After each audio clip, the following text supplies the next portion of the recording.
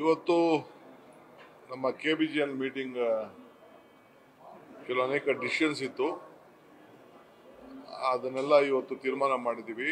ವರ್ತಿ ರೇವಣಸಿದ್ದೇಶ್ವರ ಯೋಜನೆದು ಸೋಮವಾರ ಹೋಗಿ ನಾವು ಭೂಮಿ ಪೂಜೆ ಮಾಡ್ತಾ ಇದ್ದೀವಿ. ಸುಮಾರು 2,000 ಕೋಟಿ ರೂಪಾಯಿ ಅಷ್ಟು ಕೆಲಸಗಳನ್ನ ಭೂಮಿ ಪೂಜೆ ಅವತ್ತು ಇದೆ. ಅದು ಮಾಡೋಕ್ಕಿಂತ ಮುಂಚಿತವಾಗಿ ನಾವು ಸ್ವಲ್ಪ ಟೆಂಡರ್ ಕರೆದಿದ್ದೀವಿ, ಆಗಿದೆ. ಸೊ ಬೋರ್ಡ್ ಅಪ್ರೂವಲ್ ಮಾಡಿಕೊಂಡು ಹೋಗಿ ಭೂಮಿ ಪೂಜೆ ಮಾಡೋಣ ಅಂತೇಳಿ. ಕೆಲವು ಹಿಂದೆ ಸರ್ಕಾರಗಳು ಏನು ಪೂಜೆ ಇದನ್ನು ಮಾಡದೆ ಅಪ್ರೂವಲ್ ಮಾಡದೆ ಪೂಜೆ ಮಾಡ್ತಾ ಇದ್ದ ಪದ್ಧತಿ ಇತ್ತು.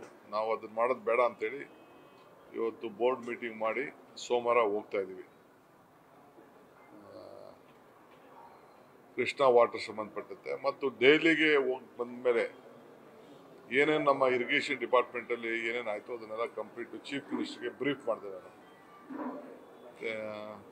ಕೃಷ್ಣಾ ವಾಟರ್ದು ಅವಾರ್ಡ್ ವಿಚಾರ,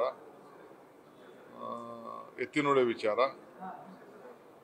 ಮಾದಾಯಿ ವಿಚಾರ, ಕಳಸಾ ಬಂಡೂರಿ ವಿಚಾರ, ಮೇಕೆದಾಟು ವಿಚಾರ ಏನೇನು ಪ್ರಸ್ತಾವನೆ ಎಲ್ಲ ಆಯಿತು ಅನ್ನೋದೆಲ್ಲ ಕೂಡ ಬ್ರೀಫ್ ಮಾಡಿದ್ವಿ.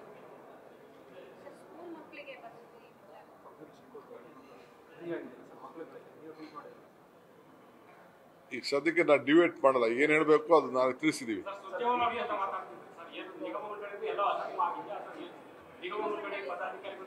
ಪಕ್ಷದ ಸಂಘಟನೆ ವಿಚಾರದಲ್ಲಿ ಏನಿದೆ, ಏನು ಖಾಲಿ ಇದೆ ಅದನ್ನೆಲ್ಲ ತುಂಬಬೇಕು.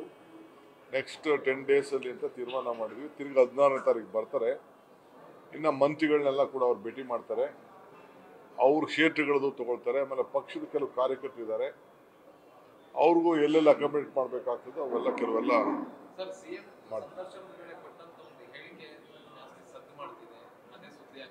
ನೀವು ಸದ್ದು ಮಾಡ್ತಾ ಇದ್ದೀರಾ. ನಿಮ್ಗೆ ಸದ್ದು ಬೇಕಾಗಿದೆ, ನೀವು ಸದ್ದು ಮಾಡ್ತಾ ಇದ್ದೀರಾ. ನಮ್ಮಲ್ಲಿ ಯಾವ ಸದ್ದು ಇಲ್ಲ.